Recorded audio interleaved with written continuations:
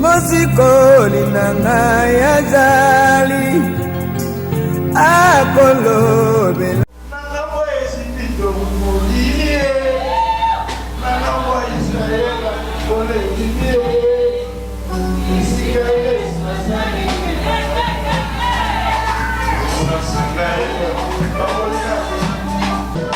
Yesu azali awa, Yesu azali awa, Yesu azali awa, Yesu azali awa, Yesu azali awa, Yesu azali awa, Yesu azali awa, Yesu azali awa. Leti libo mae soki Yesu nanga ya kitiawa mae bakate na pesa ye nini nyonso nasali eza se Yesu animangambo ya bomboi na ngaya animangambo ya bituna na ngaya animangambo ya bitumba na ngaya bolingwa boye na monateo bamisusu bamatati na bangomba ye babelela ye ayoka bango te ngana tomboli kaka maboko apamba akiti bango ayoka losambo ye Yesu azali awa, Yesu azali awa, Yesu azali awa, Yesu azali awa, Yesu azali awa, Yesu azali awa, Yesu azali awa, Yesu azali awa, Yesu azali awa, Yesu azali awa, Yesu azali awa, Yesu azali awa. Maneti libo mae soki Yesu nanga kitiawa nayebaka te napesa ye nini nyonso nazali eza se Yesu animangambo ya bomboi na ngai animangambo ya bituna na ngai animangambo ya bitumba na ngai bolingwa boye na bona teo bamisusu bamatati na bangomba ye babelela ye ayoka bango te mana tomboli kaka maboko apamba akiti bango ayoka losambo Yesu azali awa, Yesu azali awa, Yesu azali awa, Yesu azali alobi akotika ngai te akozala na ngai akotambola na ngai apa ngai mpo na ngai nalingi ye yone nyonso ya motuya na ngai soki yo tende nakufa na ngai Yesu na ngai ngai nalingi ye.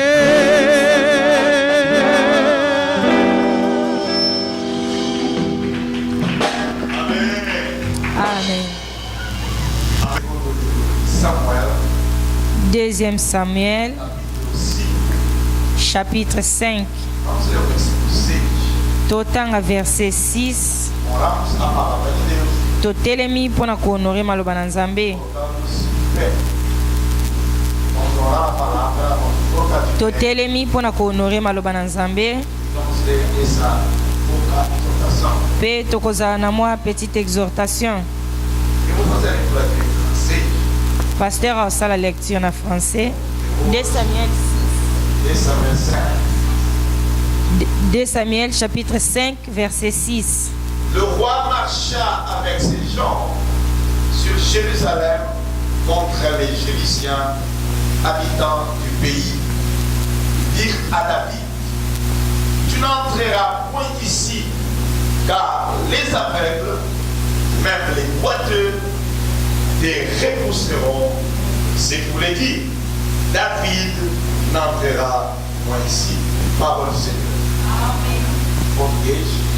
Prossigo a leitura. Partiu o rei com seus centros. Que Deus te abençoe, você que compareceu. Apesar da chuva, mas você se encontra nesse lugar. Que Deus se lembre de você. Estou agradecendo a Deus pela presença dos servos de Deus. Profeta Simão Vitor.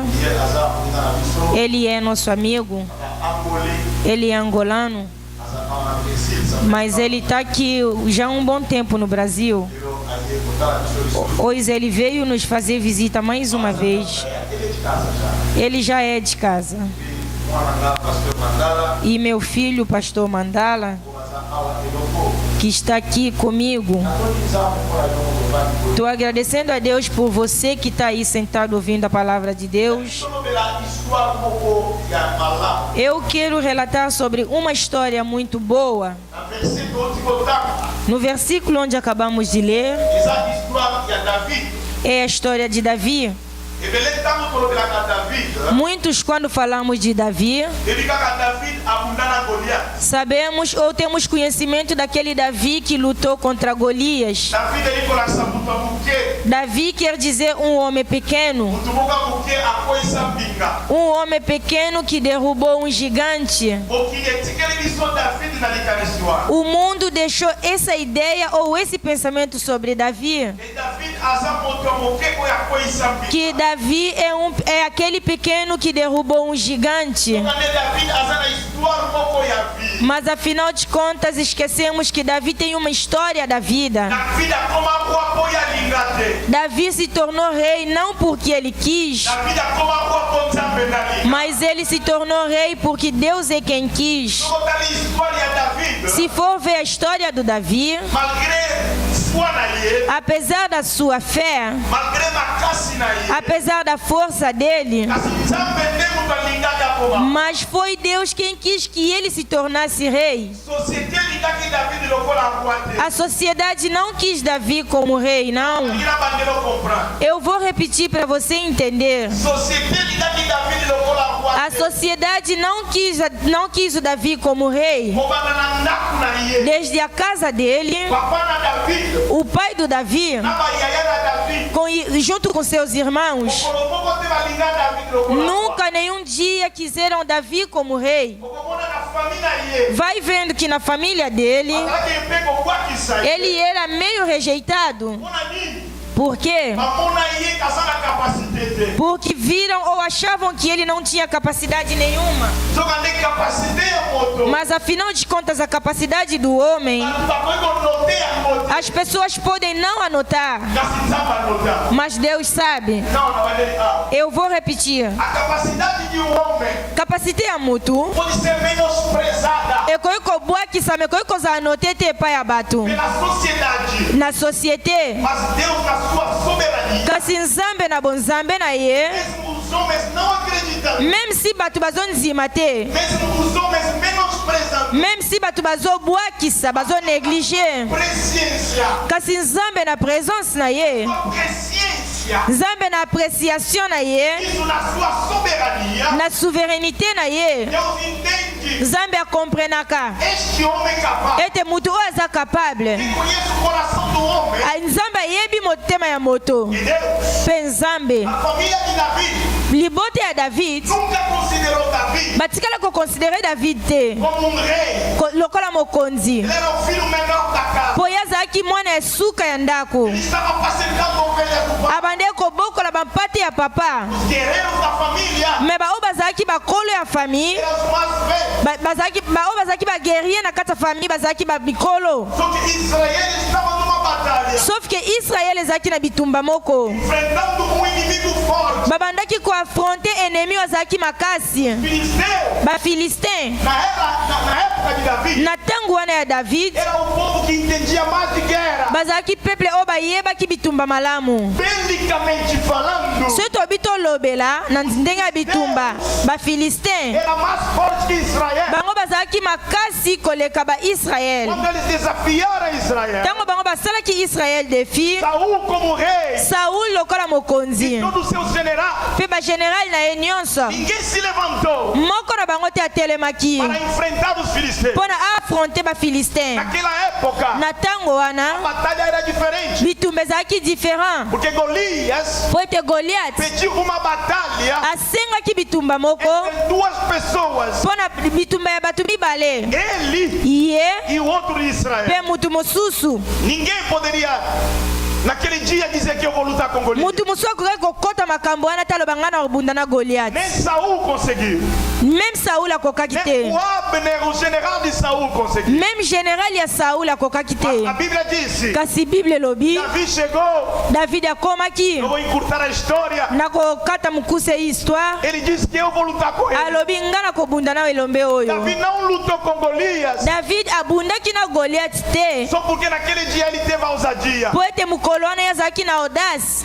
Davi tinha uma história com Deus. david azalaki deja na histoire moko na Deus tinha nzambe. escolhido Davi nzambe aponaki david antes de lutar com Golias. avant ye ake kobunda na goliat. Eu vou repetir aqui. sika na bandela awa Não vai lutar com Golias koke kobunda na goliat te sem a história com Deus. soki oza na histoire te na nzambe. Não enfrenta algo kokende koafronte eloko moko te você não está preparado para soki isso. oza nanu prepare mpo na eloko yango te. Tem pessoas que morrem na batalha, eza na bato mingi bakufaka na bitumba, corajosas, baza bacourageux mas não tem preparação. me baza na préparation te. Para você enfrentar algo, mpo na yo oafronte quelque tem que chose entender do que você quer falar. esengeli na yo oyeba nini ozolinga olobela, Se trata nini da ezolobela batalha, na bitumba da guerra. na guerre. Davi, david olhando pelo currículo, kotala na curriculum na ye não tinha nada. azalaki na perfil moko te. Os homens não conheciam o currículo de Davi. bato bayebaki curriculum ya david te, Davi, ele próprio, me david ye moko conhecia o seu currículo. ayebaki perfil na ye malamu, Ele sabia, já matei o leão, ayebaki ete deja na boma lion, já matei o urso. ayebaki deja na boma No ours. meu currículo, na kati ya curriculum na nga nunca lutei. nga no nabunda te, Meus irmãos nunca viram. bandeko na nga mpe nanu bamona O te, mesmo ser, me ngai moko nayebi matei o leão, na boma deja já lion, matei o urso. na boma mpe deja ours. E eu tenho uma história. naza mpe na histoire Meus moko, não sabem. bandeko na nga bayebi E que o profeta Samuel chegou à minha casa. mokolo profete samuel akomaki na ndako Não ungiu ninguém. atiaki mafuta epai ya mutu Mas ele mosusu pegou o te, chifre kasi ye azwaki ekelo com azeite, na mafuta derramou na minha mpe cabeça. atiaki yango na moto na ngai. Eu, Davi, ngai david não ando à toa. natambolaka pambapamba te, Tem uma unção sobre mim. ngai naza na onction likolo na Tem ngai, uma unção sobre mim. ngai naza na onction likolo na ngai Enfrentar Golias. na koafronte goliat te, Tenho coragem hoje. po ete lelo nde naza na courage Mas eu vou enfrentar o me Golias. na koafronte goliat Que tem uma história de po unção. ete naza deja na histoire moko ya E tem onction, uma história de vitória. naza mpe na histoire moko ya victoire. Seu Golias. ye alongaki goliat, Mas isto kasi yango fez com que Saul esalaki ete saul o odiasse.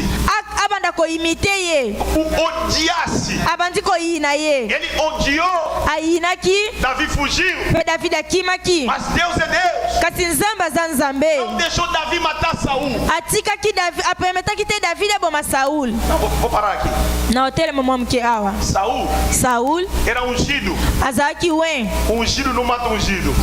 mopakolami aboma Não, mopakolami te, okomprendre te, Ungido não mata ungido. mopakolami aboma mopakolami te, Ungido não pode matar outro ungido. mopakolami moko akoki koboma mosusu te, O cristão não pode matar outro cristão. chrétien akoki koboma moningani chrétien Não, vou te. repetir aqui. nazobandela awa Se o teu irmão você mata ele nas costas, soki ndeko na yo chrétien yo bomaka ye na é mokongo, falta de unção. eza manque ya onction, manque ya huile. Davi sabia que tinha uma unção. david ayebaki ete azalaki na epakolami, Ele era perseguido perseguido abande azaki persécuté pelo Saul. na Saul. Mas Saul Kasi Saul perdeu a visão. a perdaki vision. Começou a perseguir. Abandi ko persécuté. Esqueceu. Abosani E ele está perseguindo ete ye azolanda o ungido. moto oyo apakolami. Vou parar aqui. Tika na telemawa. Você pode me perseguir Yo koyo kolanda nga. porque você perdeu a visão. Po yo perde na yo Mas eu vision. não vou retrucar. Kasi nga na ozongisa te. Aleluia. Amen. Quando alguém perde a visão, Se mutu moko a perdre começa a vision, te atacar. abandi ko atake yo. Não contra-ataca. Yo kozongisa contre-attaque te. Deixa ele com Deus. Tika ye na Nzambe. Aleluia. Amen. Ele não poderia contra-atacar. Ye kokai kozala contre-attaque Ele te. deixou ele com Deus. Atiki ye likambo na ye na Nzambe. Deus, na sua soberania, Nzambe na souveraineté na ye matou Saul. abomaki Saul. Saul morreu. Saul akufaki. Jonatas morreu. Jonathan akufaki. Quem poderia liderar o povo? Moto oyo akokai kokamba libota Era aquele garoto que tinha recebido a unção. ezalaki mwana wa mokie wana azwaki Ele epakolami. recebeu a unção. Ye azwaki epakolami. As pessoas começaram a chamar ele de rei. Bato babandi kobenga ye mokonzi. Quando ele foi aclamado rei, Ntango ye ake kobengama mokonzi. lendo o segundo livro de Samuel, Na deuxième livre ya Samuel você vai ver okomona os anciãos de Israel bampaka ya Israel vieram até Davi, bayeti epai ya David na cidade de Hebron. na ville ya Hebron. Chegaram até lá. Ntango bakomi kuna Eles que recusavam, bango oyo babandi koboya negaram a ele como rei. bango oyo baboyaki ye lokola mokonzi. Mas naquele dia, Kasi mokolo wana disseram o seguinte: bango balobi boye vamos a Hebron, tika tokende na Hebron vamos aclamar ele tokende koproklame ye como rei. lokola mokonzi. Os anciãos de Israel chegaram, bampaka ya Israel bakomaki chegaram até Hebron, bakomi ntina Hebron disseram para Davi: bayebisi David nós acreditamos biso tonzimi que você tonzimisami ete yo é o nosso rei. oza mokonzi na biso. Deus se levantou, Nzambe atomboli yo to atelemisi yo mpona orenie likolo na biso. reina sobre nós. Renie likolo na biso. Davi, David ele era considerado rei. azalaki konsidere lokola Ele mokonzi tinha vencido, alongaki mas ainda tinha pessoas que duvidavam. me ezalaki na bato oyo babandaki kodute. Eu vou parar um pouquinho. na kotelema mpe mwa moke awa Sua vida, na bomoi na yo quando tem gente se levantando contra você, soki eza na bato oyo bazotelemela yo não se incomoda. komitungisa te. Conheça você mesmo. yo miyeba yo moko. Alguém pode até não acreditar. moto mosusu akoki kutu kondima te Pela tua idade, mosusu mpo na age na pela yo tua morfologia, peut-être mpo na apparence na yo pelo teu passado. peut-être mpo na passé na yo Você kasi yo acredita em você. mindimela Acredita em você. mindimela liboso yo moko. A nossa origem origine na biso é uma barreira ekoki kozala barrière para muitos. mpo na bato ebele Acredita nele. kasi oyo azomindimela ye Não moko vê as suas origens. atalaka baorigine na ye te. Tem uma coisa que eu tenho falado. nga naza na eloko moko nalobaka mingi. Davi sempre cheirou David abande toujours koyoka solo os animais. ya banyama. Ele cheirava. abande koya solo Animais. ya banyama. Ele fedia abande koya solo os animais. ya banyama Porque cuidava deles. po ete abande kobokola Mas banyama. quando ele começou, ele foi ao reinado. kasi ntango ye amataki na bokonzi Nunca fedeu mais. ayaki lisusu solo te Não, você não entendeu. te yo oyoki Ele te. fedia abande koya solo e apacentava po ete abande kobokola banyama. lá na casa real. kasi kuna na palais royal Cheirava. abande koya lisusu solo te Cheirava perfume. akomi koya ntsunga. O que eu quero falar? eloko nini olinga naloba Tem tempo de feder. eza na temps ya koya solo Cheirava, hein? eza mpe na temps ya koya ntsunga Entendeu? te oyoki te tika na bandelo Tempo de comprendre feder. eza na temps ya koya solo Tem tempo também me eza mpe na temps de você cheirar. oyo ya koyoka ntsunga Cheirar perfume caro. ya yo oyo ntsunga ya parfum ya cher. Perfume caro. Parfum ya cher. Onde você vai passar, esika oyo alguém koleka vai dizer: bato so batali esse balobi perfume é francês. parfum oyo eza ya france Esse é francês. parfum oyo eza ya france Você vai lembrar. mpe yo kose Já rappele estive lá no Bíblia. nazala deja kuna na suka Já estive lá no mboka Bandundu. nazala deja kuna na Já bandundu estive lá em Kinshasa. nazala deja kuna na kinshasa Sofri lá na Cinco na Boca. sufrir deja kuna na siku Mas boka Deus Altíssimo kasi nzambe oyo ya likolo um fedor alongoli solo encore bon e cheiro. akotisi ntsunga. Alléluia. Amen. Escuta aqui. Yoka Os anciãos bampaka chegaram até Davi bakomi ti epai ya David na cidade de Hebron. na vile ya Hebron. Disseram para ele: Bayebisi ye, você yo é o nosso rei. oza mokonzi na biso. Ser rei, Yo mokonzi ser rei, kozala mokonzi. você não pode ficar Okoki lisusu kozala te numa outra cidade na vile mosusu não for soki te a capital. na capital. Michel Temer mora onde? Em Brasília. Aleluia. Capital ya Brasil, eza Brasília. Mora em Brasília. President ya Brasil afanda na A Brasília. capital econômica, não, desculpa, a capital política é lá. Capital politique eza kuna. O presidente mora na capital política. President afanda na capital politique. O presidente não pode vir morar no Rio de Janeiro. President koyeko afanda na Rio de Janeiro te. Não, não, não, não. Te. Davi, você é rei? David eza mokonzi. No Hebron, não. Na Hebron te koyeko Tem afanda. que ser em Jerusalém. Il fez na Jerusalém. Vou devagar. Na okende malembe. Existe uma trajetória Eza na trajectoire entre Hebron entre Hebron e Jerusalém. e Jerusalém. Você pode reinar Yo koyeko régner em Hebron, na Hebron. mas para você ser aceito, Kasi mpo no nzimama tem que ser em Jerusalém. il feza na Jerusalem. Devagar, Malembe devagar. malembe Eu sei que cada um aqui nga nayebi ete moko na biso tem awa um sonho na sua vida. aza na ndoto moko na vi na ye Seria um Jerusalém na sua vida. oyo eza Jerusalem moko ya vi na yo. Teu sonho almejado Ndoto na yo pode ser o seu Jerusalém. ekoki kozala Mas Jerusalem, talvez hoje kasi peut-être lelo você ainda está em Hebron. yo oza nano na Hebron. Alguns de nós Bamisusu na biso em Hebron já ainda não chegaram. nanu kuta komi mpe na Hebron te, Estão vagando ainda. baza nanu Mas koyengayenga. Davi Kasi David já estava em Hebron. azalaki deja na Hebron, Tem que entrar em Jerusalém. me esengelaki na ye akota na Todo Jerusalem. mundo concordou. Bato nyonso bandimaki. A Bíblia me disse: Biblia eyebisi foi ngai levado Davi bamemaki David com seus soldados na basolda na ye até Jerusalém. si Jerusalem. Quando ele chega lá, Ntango akomaki kuna onde nós lemos, esika so touti chega kotanga um povo chamado Jebuseu. ekomi na peuple moko Os Jebuseus, les Jébusiens. bajebizien. Os Jebuseus chegaram. Bajebizien bakomaki Disseram para Davi: bayebisi David aqui você não entra. yo awa okokota te. Você me entendeu? Est-ce que comprendre nga Venceu Golias, alongaki Goliath, venceu Saul, alongi Saul que Deus matou. mpo nzambe abomaki. Os anciãos já aclamaram Bampaka rei.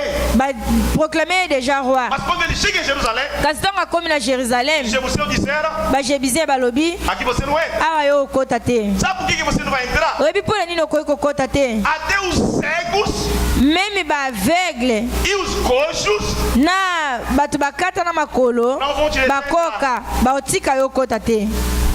Que isso?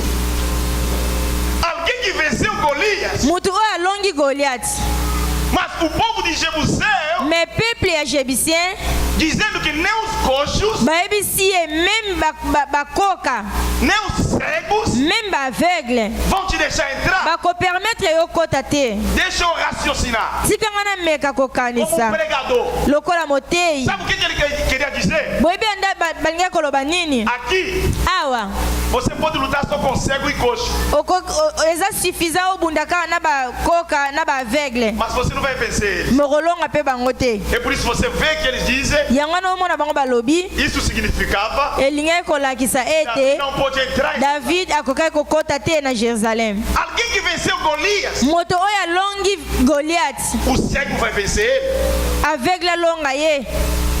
Eu amo Davi. Nga nalingaka David. Davi não luta com cego. David abundaka na baaveugle te. Ah, você não entendeu, vai entender. Okomprendre te okomprendre. Davi disse: David alobi quem pode matar o cego para mim?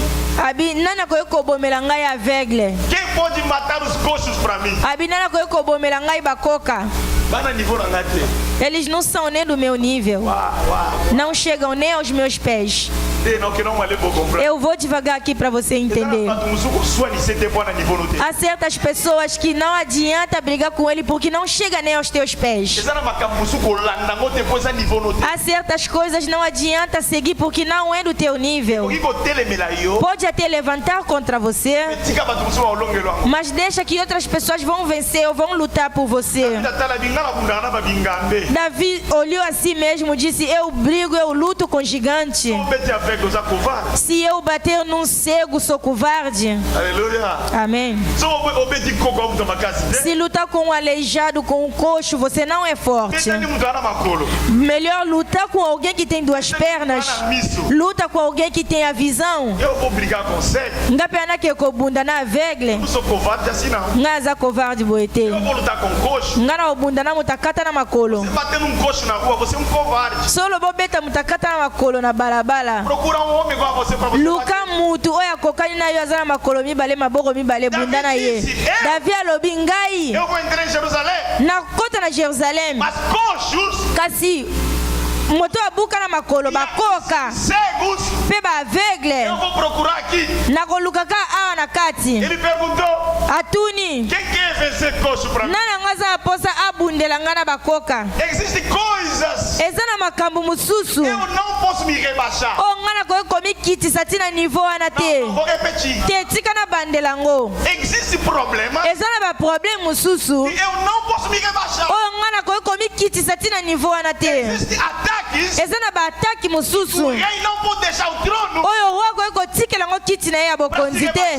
Ami kiti sa. Os anciãos já aceitaram. Bampaka de banzimi. E você? Siko yonde nani? Há quem duvida no meu ministério. Ezana mutu mususu azodute na ministère nanga. Fala um pouquinho como Paulo. Sika na loba momi kelo la Paul. Paulo defendeu o seu ministério. Paul a defenda ki ministère na ye. Profeta, tem gente que duvida do meu ministério. Prophète ezana bato bazodute na ministère nanga. Se o Papa Nkelani já concordou. Soki papa nkelani kuta nzima ki deja. O Nzazi Mabidi Pedro me aceitou. Nzazi pa nzimi ngai. E você, Batopeia, Mikie, vazar no ministério. Não landote.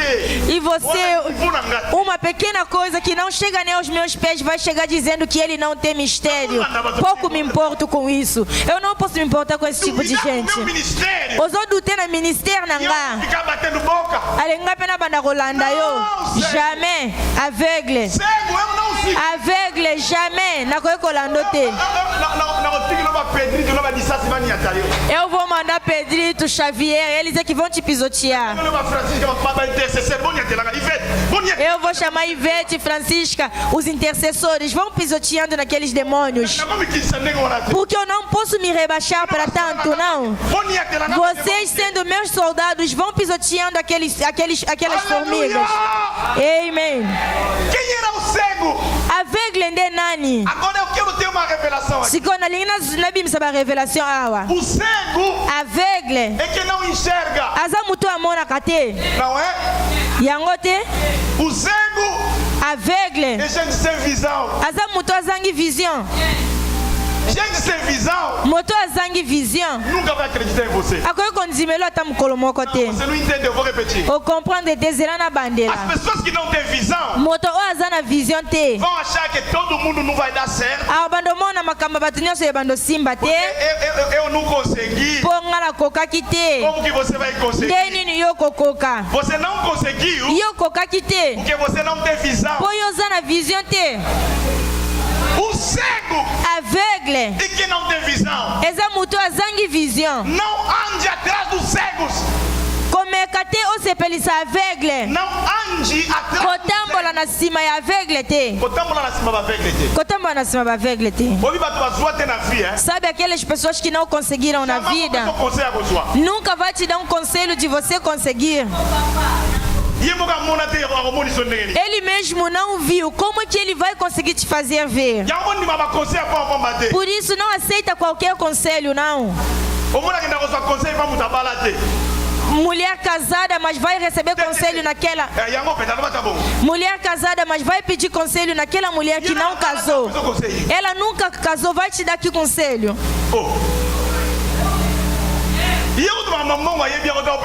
Não sabe nada do dinheiro, vai te aconselhar como sobre o dinheiro?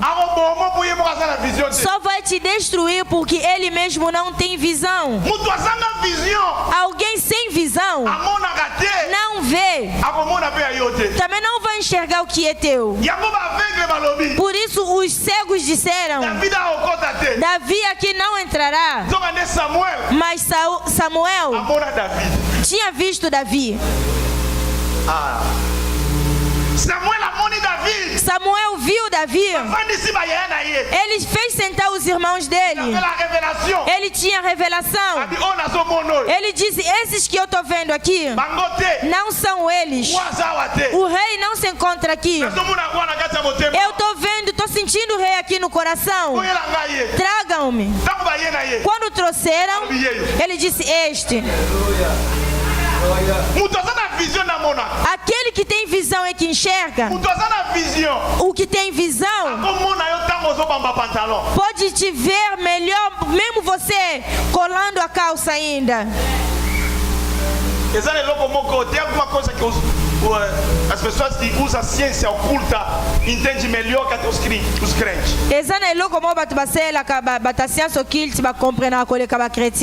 Eles nos conhecem melhor que a gente. Ele olha para você. Ele diz, você tem futuro. Mas talvez o teu vizinho não vê isso. Sabe por quê? Ele tem olho aberto. Amém? Amém. As pessoas que usam ciências ocultas, todos os maçons que se aproximaram perto de mim, eu conheci um maçom em 2003. Em 2003. Na 2003. Isso. 2003. Aleluia. Viu?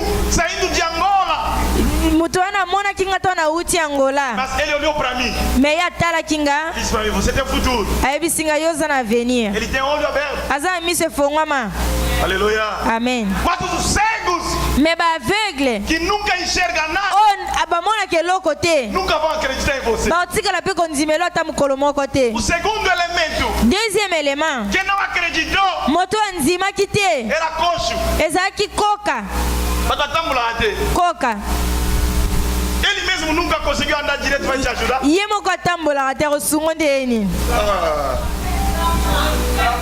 Você vai pedir conselho num coxo. As pessoas que a vida nunca andaram vão te ajudar. A sua vida é coxa, ele mesmo não progride, vai te ajudar, profeta.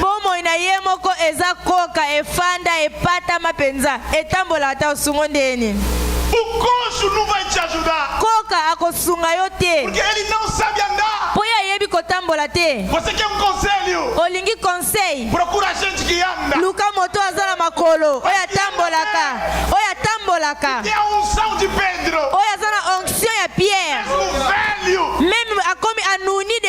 Quando João vai correndo, João estava correndo. João estava correndo até o sepulcro de Cristo. Mas Pedro era mais velho, mas tinha unção. Ele disse, pode correr, mas no túmulo vocês não vão conseguir. Eu tenho unção. Correr até o túmulo. Procura alguém que ande, que tem unção de Elias. Ele falou para Acabe, vai comer. A Bíblia disse, Acabe pegou a carruagem, ele pegou o cavalo, ele começa a correr. Elias desce do monte, vai correndo a pé. Acabe olha, ele estava no cavalo. Elias passou, Acabe olhou, Elias passou, ele estava a pé, mas tinha uma velocidade que o cavalo não tinha. Não procura coxo, procura Elias, que corre mais que o cavalo. Você quer um conselho? Você quer um conselho? Os coxos não vão te dizer que você pode. Os cegos que não enxergam vão matar o seu sono. Mas quem vê vai dizer, vai em frente minha filha, vai em frente meu filho, ngai moto akimaka akoyebisa yo kende kokima kima. Bible lobi tangu David akomaki ya lobi alobi bakoka ngai nakoboma bango te, baaveugle aussi nakoboma bango te, bino basoda moboma bango mpe ngai na okota na Jérusalem. Nalingi nayebisa mutu moko mutu azangi vision akolongwa na nzela na yo, mokoka pe akolongwa na nzela na yo. Yo lokola David okokota na Jérusalem, okokota na Jérusalem, okokota na Jérusalem, okokota na Jérusalem. Nzambe akorepondre yo na kati ya Jérusalem, na Jérusalem. Batu badute na bango, basi pe badute na bango, kasi ngai na kozala na capital lokola mokonzi moto alinga to alinga te, ngai na kozala kuna, ngai nalingi na tindika konzima na yo, ngai nazoteka konzima te, ngai nazoyebisa yo o ngai na vivaka, ngai nayebi ete yo koki yo kokoka kende na konzima oyo oza nango, yoka Gédéon kende na konzima mpe yo kokweyisa okokweyisa bapesela bomoi na yo. Bilenge basi botanga po ete bino nde oza makila wana kaka oza na meme makila oyo bazokorrompre bato kuna baoyiba mbongo. Amen. Meme yo o agisi epusani tanga tem oportunidade para todos. Opportunité pour na batu nyonso eza. Jérusalem. Se você quiser. Soki olingi. Não tem coxo. Eza na koka te. Não tem cego. Eza pe na baveugle te. Não tem governo. Eza na gouvernement te. Que impeça. Oyo ko empêcher yo. Você vai chegar. Yo kokoma. Tem a determinação. Za na détermination. Saul vai sair. Saul akolongwa na nzela na yo. Goliath vai sair. Goliath pe akolongwa. Filisteus vão sair. Ba Filiste bakolongwa. Coxos. Ba koka.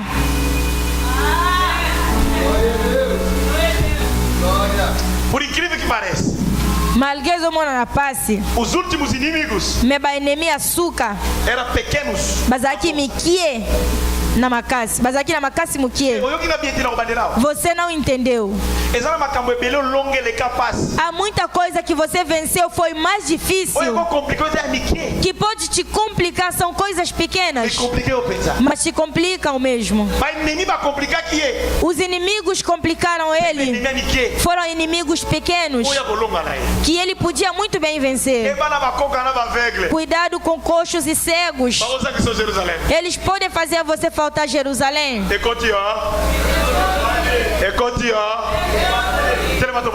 Levanta, vamos orando a Deus. Fanda na ngwende na yoko na seko umela mo santu bongo biso to sopa masanjoli na makolona oya yo nzambe umela kapona seko.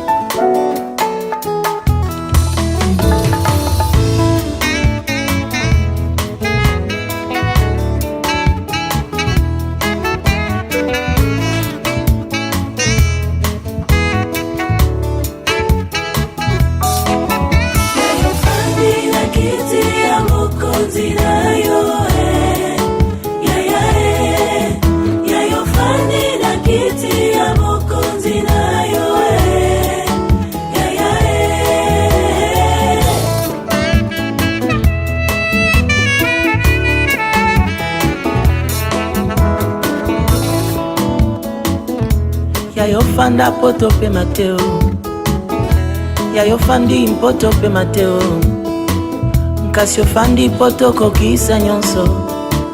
Après avoir tout accompli sur la terre, ozwi kombo koleka ba kombo nyonso.